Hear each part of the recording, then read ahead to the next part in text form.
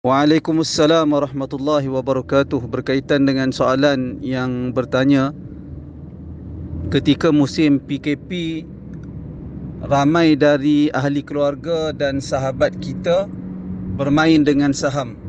Mereka sibuk mengumpul dan mengira saham. Adakah termasuk dalam golongan yang disebutkan oleh Allah dalam surah Al-Humazah ayat 2?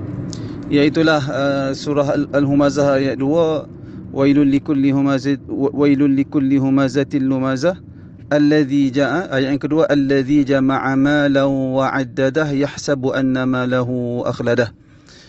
Iaitulah orang-orang yang menghimpunkan harta, alladhi jama'a malan wa 'addadah, orang-orang yang menghimpunkan harta dan menghitung hartanya.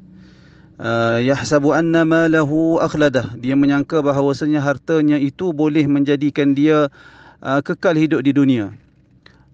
Apakah orang yang menghitung saham ataupun bermain saham termasuk dalam kumpulan yang ditempelak di dalam surah Al-Humazah?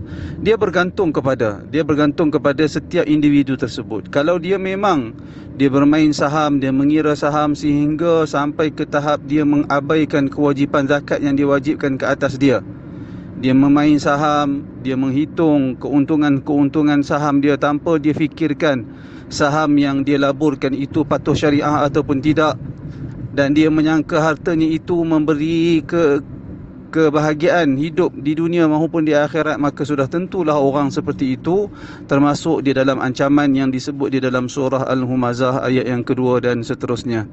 Manakala ada orang yang dia bermain saham, akan tetapi dia bermain hanya sekadar untuk memenuhi keperluan dia ataupun dia memperolehi kekayaan dari cara yang halal, dalam masa yang sama dia tidak mengabaikan kewajipan yang diwajibkan oleh agama terhadap dia. Dia membayar zakat, dia memastikan saham-saham yang dilaburkannya itu kesemuanya tergolong dalam kumpulan saham yang mematuhi syariat, maka orang yang seperti ini tidak termasuk di dalam ancaman tersebut. Wallahu a'lam.